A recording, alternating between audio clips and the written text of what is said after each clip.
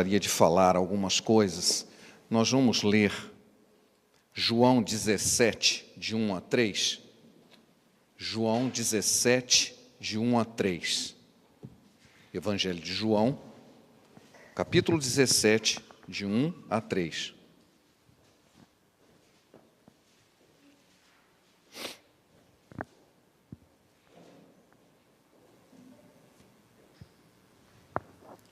Todos encontraram? João 17, de 1 a 3. A palavra de Deus nos diz o seguinte: tendo Jesus falado essas coisas, levantou os olhos ao céu, e disse: Pai, é chegada a hora, glorifica a teu Filho, para que o Filho te glorifique a ti, assim como lhe conferiste autoridade sobre toda a carne, a fim de que ele conceda a vida eterna a todos os que lhe deste.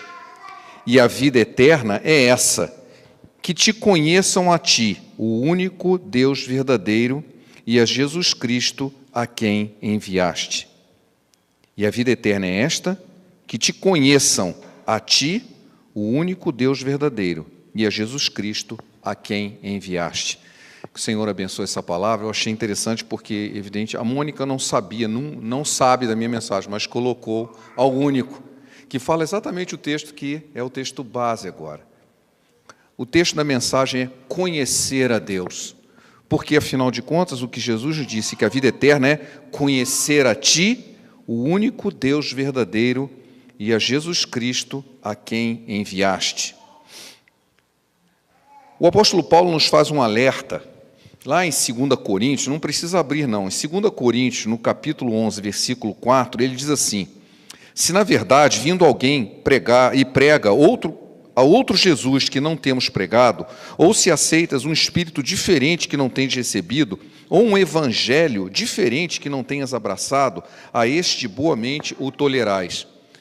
Então, o apóstolo Paulo já estava alertando a igreja de Corinto de que pessoas pregariam um outro evangelho. Aí se pergunta-se, como assim? Tem mais de um? É assim, tem muitos evangelhos. Você pode pregar o que você quiser. Pode pregar diferentes cristos. Nós estamos vendo em época de eleição que pessoas dizem que Jesus era comunista, ou era socialista, ou que então se atribui, já existe uma música dos Vencedores por Cristo que falava que já disse que Jesus era hippie. Então a cada novo modismo, Jesus era assim, Jesus era assado, o evangelho é isso, é aquilo. Mas esse não é o evangelho da Bíblia. Esse não é o evangelho da Bíblia. Muitos têm chegado à igreja e têm uma percepção da igreja de uma maneira totalmente diferente. Eu me lembro que, há uns 20 anos atrás, quando nós começamos a negociar com a Rússia, na época do programa espacial, em que eu trabalhava, e eu trouxe uma equipe de russos, veio aqui, e eu convidei eles para ir na igreja que eu frequentava. Era um culto bastante informal, mas um culto muito animado. Eu achei assim que eles iam adorar a igreja. Quando eles saíram, assim, nossa, isso parece um clube. Eles tiveram a visão de que a igreja era um clube, porque para eles a igreja era uma porção de ícones, velas acesas, pessoas numa liturgia toda fechada, uma reza estranha, cadenciada. Essa era a visão que eles tinham da igreja de Cristo. Quando eles viram uma igreja evangélica aqui, nossa, parece um clube. No fundo, até gostei, que bom. Um clube dos filhos de Deus. Mas eles tinham uma percepção diferente. Há muitas pessoas que veem o evangelho de maneiras diferentes. Alguns chegam a dizer assim, eu tenho o meu próprio evangelho. Eu já ouvi gente falar isso. Eu tenho o meu próprio evangelho, o evangelho individual, que só vale para aquela pessoa. Aí pergunta-se, qual que é o evangelho de Jesus? Quem é o evangelho de Jesus? Eu lembro que, até bem pouco tempo, e ainda tem assim, tem um livretozinho chamado As 4 Leis Espirituais. Acho que todo mundo já conhece isso. E ele diz o seguinte, ele resume o evangelho em 4 pontos. Deus é amor, você é pecador, Jesus pagou os seus pecados, você precisa receber Jesus. Pum, acabou. Esse é o evangelho. Aí quando nós vemos o que Jesus acabou de dizer, sim, a vida eterna é conhecer o único e verdadeiro Deus. Opa, mudou muito. Porque eu vejo que as 4 leis espirituais, embora elas sejam válidas, elas são uma visão egoísta do evangelho. Olha, você vai para o inferno, é melhor resolver esse problema, tá? Você está pensando em você. Jesus sabe qual é a vida eterna? É conhecer a Deus. Então eu acho que nós precisamos realmente pensar que o Evangelho é conhecer a Deus. Conhecer a Deus. Eu lembro que na década de 90 surgiu um livro bastante famoso, ele ganhou muitos prêmios e ajudou muito na minha, digamos assim, num reavivamento espiritual da minha vida, que se chamava Este Mundo Tenebroso. São 2 livros, e ele ainda vende por aí. É um livro muito legal, eu gosto muito. E nesse livro, principalmente no segundo, é a luta de uma pessoa que tinha se envolvido com o ocultismo, e ela passa o livro todo tentando entender o porquê que a vida dela tinha tido tantos problemas, e em algum momento ela se sente tocada, e ela quer saber alguma coisa sobre Deus, porque ela era uma pessoa revoltada, ela tinha sua própria religião, e ela não queria saber de nada, assim, mas eu queria conhecer a Deus. E ela encontra um pastor, que evidentemente é o protagonista do livro, né? Ele está lá fazendo um trabalho de encanador, uma pessoa assim, bastante simples, né? Ela encontra com ele e ela faz uma pergunta. Ela diz assim, você conhece a Deus? Aí ele para. Acho que posso dizer que conheço. Ela não pergunta a ele assim, você crê em Deus? Você sabe o que a Bíblia diz? Você sabe onde é a igreja? Você sabe dizer isso? Ela assim, você conhece a Deus? É uma pergunta muito importante, que eu gostaria que cada um de nós aqui hoje, e você que está me assistindo aí da internet, você conhece a Deus? Se alguém te perguntasse assim, você conhece a Deus? Você saberia dizer? Assim, eu conheço. Assim, eu ouvi falar. Eu ouvi falar. Jó falou exatamente isso, eu te conhecia de ouvir falar, mas agora eu conheço. Qual é a sua situação? Você conhece a Deus? Se alguém chega assim, você sabe me dizer como eu acho a Deus? Você conhece Ele? Sabe apontar o caminho? Você sabe me dar uma dica como que eu encontro Deus? É como Jesus disse, a vida eterna é conhecer a Deus. Se depois de tanto tempo, assim, olha, eu já ouvi falar, existe um Deus aí, olha, a Bíblia fala.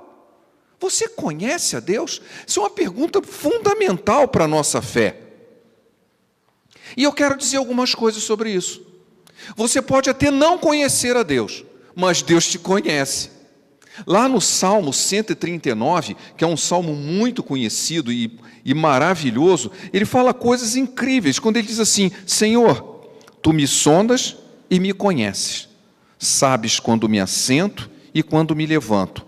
De longe penetras os meus pensamentos. Esquadrinhas o meu andar e o meu deitar, e conhece todos os meus caminhos. Ainda a palavra não me chegou à língua, e Tu, Senhor, já a conheces toda. Tu me cerca por trás e por diante, e sobre mim pões a Tua mão. Tal conhecimento é maravilhoso demais para mim, é sobremodo elevado, não o posso atingir. Deus nos conhece, mesmo quando nós não o conhecemos, Deus nos conhece. Ele sabe quando nós nos assentamos, quando levantamos, sabe o que pensamos, a palavra nem chegou à boca e Ele já conhece. Deus nos conhece. Talvez muitos de nós não conheçamos a Deus, mas Ele nos conhece. E como é que eu posso conhecer? O apóstolo Paulo, ele fala lá em Romanos 1,19, que a própria natureza já dá uma dica muito importante. Quando ele diz o seguinte, Romanos 1,19 e 20. Porque o que Deus se pode conhecer é manifesto entre eles, porque Deus lhes manifestou. Porque os atributos invisíveis de Deus, assim como o seu eterno poder, assim como a sua própria divindade, claramente se reconhecem desde o princípio do mundo, sendo percebido por meio das coisas que foram criadas. Ou seja, Deus pode ser percebido primeiramente através da sua criação. Nós podemos perceber a existência de Deus e a sua maneira de agir através da criação. Isso é um primeiro passo. Em Atos, quando o apóstolo Paulo, quando Paulo está em Atenas, ele está pregando aos atenienses. Ele fala o seguinte, Atos 17, 24 a 27. O Deus que fez o mundo e tudo que nele existe, sendo Ele Senhor do céu e da terra, não habita em santuário feito por mãos humanas, não é servido por mãos humanas, como se de alguma coisa precisasse, pois ele mesmo é quem a todos dá vida, a respiração e tudo mais. De um só fez toda a raça humana, para habitar na terra, sobre a face da terra, havendo fixado os tempos previamente estabelecidos e os limites da sua habitação, para buscarem a Deus, se porventura tateando o possa achar, bem que não está longe de cada um de nós. Ele começa a falar de atributos e eu tenho conversado ao longo de muito tempo com pessoas, algumas pessoas acham que podem oferecer a Deus uma vela acesa, mas ele fez o sol. O que uma vela poderia dizer para ele? Alguns oferecem um copo d'água. Ele criou o mar. Para que ele vai precisar de um copo d'água? Então, há coisas, uma vez conversando assim, olha, o apóstolo Paulo diz isso, quando você oferece alguma coisa a Deus, não é a Deus que você está oferecendo, é aos demônios. Deus é o Criador de tudo, Ele não precisa de nada. Ele quer se relacionar conosco, porque somos a coroa da sua criação. E Ele nos fez para se relacionar com Ele. É exatamente isso que o apóstolo Paulo acaba de dizer. Então nós temos que ver a natureza de uma maneira diferente, que Deus é o Criador de tudo, não precisa de nada, mas Ele quer se comunicar conosco. O Salomão recebeu um conselho muito sábio do seu pai, que está em 1 Crônicas, no capítulo 28, no versículo 9. Diz assim: Tu, meu filho Salomão, conhece o Deus de teu pai e serve-o de coração íntegro e alma voluntária, porque o Senhor esquadrinha todos os corações e penetra todos os desígnios do pensamento. Se o buscares, ele deixará achar-se por ti. Se o deixares, ele te rejeitará para sempre. Esse conselho de Davi para Salomão é um conselho muito profundo. Ele primeiro reconhece a soberania e a divindade de Deus. Ele esquadrinha os corações, penetra os desígnios do pensamento e diz: se o buscares, ele se deixará achar por ti. E se o deixares, ele te rejeitará para sempre. Nós podemos buscar a Deus, isso é uma outra realidade muito importante.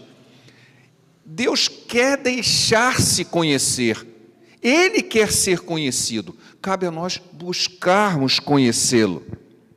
Buscar-me-eis e me achareis quando me buscares de todo o vosso coração. Está em Jeremias 29, 3. E em Jeremias 33, 1, invoca-me e responder-te-ei e anunciar-te-ei coisas grandes que ainda não sabes. Deus está interessado em se relacionar conosco. Ele quer que a gente o conheça. E Ele diz: olha, se você me buscar, eu vou me fazer conhecido. Isso é maravilhoso. Ele não apenas já nos conhece, quer que nós o conheçamos e diz: olha, se você me buscar, eu vou me mostrar a você. Perto está o Senhor de todos que o invocam em verdade. Salmo 145, versículo 18. Então eu posso conhecer a Deus. Não é impossível conhecer a Deus. É possível porque Ele já se mostra através da natureza, Ele nos conhece e Ele quer que nós o conheçamos e diz: olha, se você me buscar, eu vou me fazer conhecer. Conhecer só no sentido de que, eu conheço fulano. Quando você conhece, eu encontrei com ele num trabalho. Você não conhece ele. Você o encontrou. Conhecer alguém, diz assim: eu conheço o fulano ou a fulana, significa que você tem algum tipo de convívio. Eu não conheço alguém assim: eu reconheci a pessoa porque eu vi ele numa foto. Mas vendo uma foto, eu não conheço aquela pessoa. Eu não sei quem ela é. Talvez eu tenha uma foto, mas eu só conheço assim, eu conheço quando eu convivo com a pessoa. Eu sei o que ela pensa, sei como ela reage, sei suas opiniões. Para você conhecer a Deus, você tem que buscá-lo. Ele se fará conhecer, e nós precisamos conviver com Ele para começar realmente a conhecê-lo. Saber o que Ele pensa, saber como Ele age. Saber o que Ele pensa e como Ele age, está mais fácil. Está aqui. Está escrito. Ele deixou escrito sua palavra. Nele Ele diz o que Ele quer, como Ele age, e há milhares de exemplos de como Ele tratou as pessoas, e nós podemos aprender muito com isso. Mas também nós podemos ter a nossa própria experiência com Deus, no nosso viver diário, colocando em prática aquilo que Ele nos ensinou e questionando, Senhor, o que o Senhor quer para a minha vida, especificamente agora, sobre esse assunto ou sobre aquele assunto, e Ele vai falar conosco. Da mesma maneira que agiu com aquelas pessoas que estão na Bíblia, vai agir conosco. E nós, então, aprendemos como ele reage. Eu conheço, eu sei o agir de Deus, ele costuma agir dessa maneira, ele costuma falar dessa maneira, esse é o nosso Deus. Por quê? Porque eu conheço, eu sei como, eu tenho convivência com ele, faço sua vontade e ele é fiel. Aí eu não faço e ele continua fiel, a palavra de Deus diz isso, ele é fiel mesmo quando nós somos infiéis. Esse é o nosso Deus, esse é o jeito dele agir, ele vai cumprir a sua palavra. Nesse procedimento de conhecer a Deus, nós descobrimos 3 coisas importantes. Se eu me chego a Deus, eu começo, realmente me chego a Deus, conheço a sua palavra, eu descubro 3 coisas importantes. A primeira delas, eu sou importante para Deus. No Salmo 8, versículo 4, diz assim, olha, você nos fez menor, um pouco menor do que os anjos, de glória e honra o coroaste. Eu já contei aqui para os irmãos uma experiência não muito agradável que eu tive quando era jovem, recém-convertido. Eu encontrei com o Hare Krishna na rua. Naquela época estava muito em moda. Isso lá no Rio de Janeiro, na Praça Sans Pena, na Tijuca, um lugar muito movimentado, o sujeito todo vestido de branco, com o cabelo raspado, uma trancinha e tal. E ele veio assim para mim, assim, o que é você diante de Deus? Que não, ele perguntou assim, o que é o homem? O que é o homem? Ele perguntou você, o que é o homem? Aí eu olhei para ele assim, o homem é a glória e a coroa da criação de Deus. Aí ele ficou meio assim, parou, deu uma parada assim, pois eu sou como pó aos pés de Krishna. Eu disse, pois é, você é pó e eu sou a coroa da criação de Deus. Uma diferença bem grande, não é? Mas aí começou a juntar gente na rua, você é melhor sair daqui, isso não vai terminar bem, né? Aí saí, mas veja, ele tinha uma ideia de que ele era um nada. Nós somos pó, a Bíblia diz que nós somos pó, mas diz também que nós somos feito coroa da criação de Deus. Nós somos importantes para Ele. Só que tem um problema. Em Isaías, no capítulo 59, de 1 a 2, ele fala uma outra coisa. Que os nossos pecados fizeram e fazem separação entre nós e Deus. Aí a gente começa a conhecer, por que eu não tenho um contato normal com Deus, ou uma convivência normal? Porque o meu pecado faz separação entre nós e Deus. Assim, Pai, então agora eu entendi. Eu entendi por que eu tinha tanta dificuldade de conhecer a Deus. Porque a minha vida de pecado faz essa separação. E também aprendo em João 3,16, que Deus nos ama tanto que Ele resolveu a situação do pecado entregando o seu próprio filho para que esse mal fosse resolvido.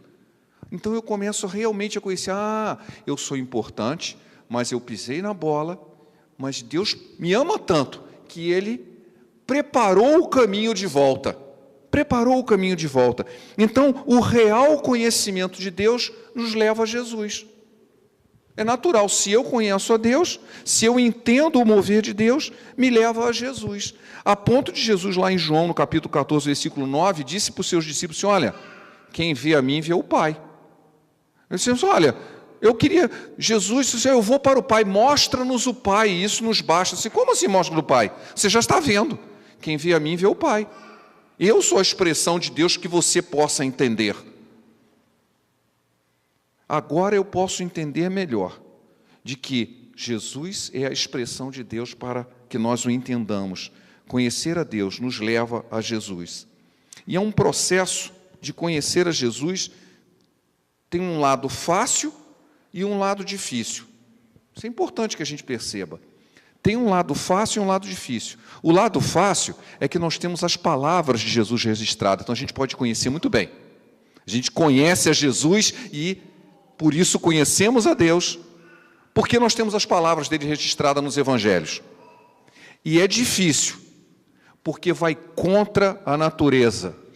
Eu me lembro que eu comento muito quando eu era jovem crente, cantava-se uma música assim: olha o sol, o dia clarear, em tudo vejo Deus, o que é meio perigoso, em tudo, a natureza toda diz que em Jesus eu posso confiar. Eu disse, essa música está errada. Essa música está errada. A natureza não diz que em Jesus eu posso confiar. A natureza me leva a pecar. A minha natureza é pecadora. Se dependesse da natureza, eu jamais procuraria Jesus. Ou assim, Nossa, você está sendo muito revoltado. E não sei o que. A natureza não me mostra nada. Olha o que as pessoas estão agindo pela natureza. Quem vai para Jesus? Somente pela ação do Espírito Santo. A natureza não me leva a ir a Jesus. A minha natureza pecadora me leva a pecar. Então nós temos algo assim, olha, não é natural ir até Jesus. Não é, porque a minha natureza pecadora mantém um afastamento entre eu e Deus. Somente através do Espírito Santo é que nós podemos seguir assim, vai por ali que o caminho é ali. Esse é um caminho estreito. A minha natureza me leva para o caminho largo. Essa que é a verdade. Satanás usa as coisas da natureza próprio, disse, olha, o mundo está entregue a Satanás. Se eu for depender das coisas do mundo, eu vou seguir o seu príncipe, o príncipe deste mundo, a Satanás. Então não adianta dizer, siga a natureza que você vai encontrar Jesus. Não vai nada, você vai encontrar o príncipe dela, Satanás. Mas Jesus, em 1 João 3,8, disse, ele veio, entre outras coisas, para destruir as obras do diabo. Ele veio para nos salvar. Ele veio para restaurar todas as coisas com Deus. E veio para destruir as obras do diabo. Ele veio para nos ajudar a restaurar a comunhão com Deus. 2 Coríntios 5,19. A saber que Deus estava em Cristo, reconciliando consigo o mundo, não imputando aos homens as suas transgressões, e nos confiou a palavra da reconciliação. Então é isso.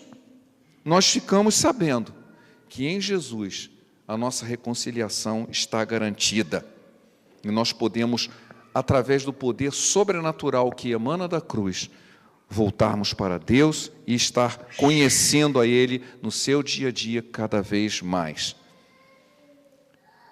É interessante porque, quando nós falamos de um outro evangelho, é porque Satanás está oferecendo outras soluções, às vezes até mesmo através da igreja.